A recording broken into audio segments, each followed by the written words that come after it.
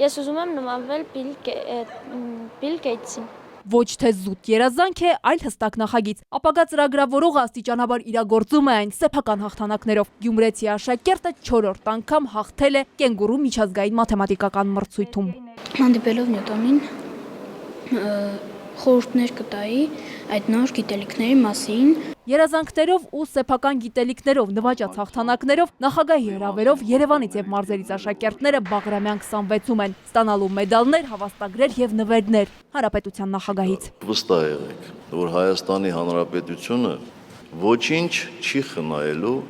որպեսզի դուք գիտելիք ստանաք, որպեսզի կատարելագործեք, որպեսզի ավելացնեք ձեր աշխարհը եւ դառնաք լավ մասնագետներ, Հայաստանի Հանրապետության շատ լավ քաղաքացիներ։ Մի քանի օր առաջ իմացա, որ արդեն մեդալը պետք է ստանամ։ Արդեն բժշկական համալսարանի ուսանողը մոտ 1 ամիս է, արդեն նաև զինվոր է։ Սյունիքի մարզի այս տարվա 20 մեդալակի շրջանավարտներից մեկը նախ գիտելիքը բանակին է ծառայեցնելու։ Զորացրվելուց հետո էլ ապագա վիրաբույժը վերադառնալու է Հերացու անվան համալսարան։ Հասկանում եմ, որ նախագահը գնահատում է եւ կրթության ոլորտում հաջողություններ հասնողներին եւ նպաստում է, որ կրթությունը Հայաստանում լինի բարձր մակարդակի վրա։ 21-րդ դարում գիտելիքը դասվում է ամենահզոր զենքերի շարքին։ Հայաստանն այստեղ գումար չի խնայում։ Բանակին ու կրթական համակարգի բարեփոխումներին պետությունը հատկացնում է գրեթե հավասար չափի գումար։ Մենք մեր պետական բյուջեի առույցի բաժինը հատկացնում ենք հայկական բանակին, մեր պաշտպանությանն ու կրթությանը։ Բացի դրանից, դուք գիտեք, որ գործում է եւ հաջողությամբ է գործում լույս հիմնադրամը, որը կրթաթոշակներ է տրամադրում աշխարհի լավագույն բուհերում սովորող ազգությամբ հայ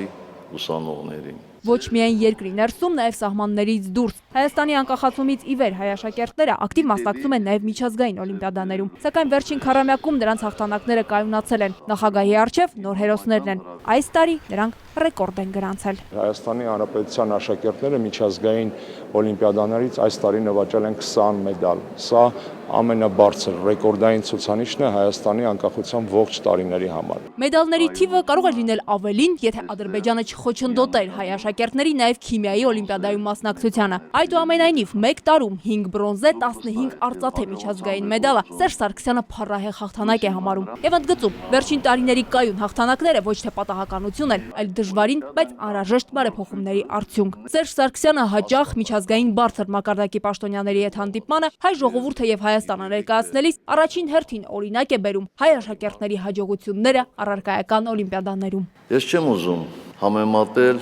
մեր հեռու մոտիկ հարևանների ցուցանիշները մեր երեխաների ցուցանիշների հետ։ Ես դա անում էի նախկինում, բայց հիմա հաստատապես համոզվել եմ, որ մենք որևէ մեկին չենք զիջում։ Ավելի ճիշտ, եթե զիջում ենք միայն թվաքանակի առումով։ Իսկ գիտելիքի ուսումնառության աշխատասիրության բնագավառում բացարձակապես չենք զիջում եւ չենք էլ զիջելու։ Կենգուրուների եւ մյուս հաղթանակած հերոսների կողքին այս տարի առաջին անգամ նախագահի առջև նաեւ մեղուներն են, հայոց լեզվի մրցույթի գերազանցիկները։ Սերժ Սարգսյանն անսպասելի ասաց, սպասում է հարցերի։ Միանգամից հարց առաջարկ ներկայացրեց մեղուներից մեկը։ Ոգևորիչ կլիներ, եթե թեկուզ սփյուռքահայերի շրջանում անցկացվեր միջազգային հայոց լեզվի օլիմպիադա, եւ ինչ եք մտածում այդ մասին։ Առաջարկը տեղին էր։ Սերժ Սարգսյանը հայտարարեց, որ կրթության եւ գիտության նախարար Աշոտյանին ու նախագահի խորհրդական Տեր Մեսրոպ Քահանա Արամյանին հանձնարարել է դպրոցական օլիմպիական շարժման հետագա զարգացման համար նոր հայեցակարգ մշակել։ Եվ մեղուն միջազգային դառնալու մեծ հնարավորություն ունի։ Մրցանակները ձեռքներին գերազանցիկները նախագահի գլխավոր հորդորն են իմի բերում։ Տեղում չդոփել, լինել հաստատակամ եւ Բաղրամյան 26 վերադառնալ նոր նվաճումներով ու նոր կարգավիճակով։ Լիլիթ Ասլանյան, Ալբերտ Գալստյան, ժամը լրատվական։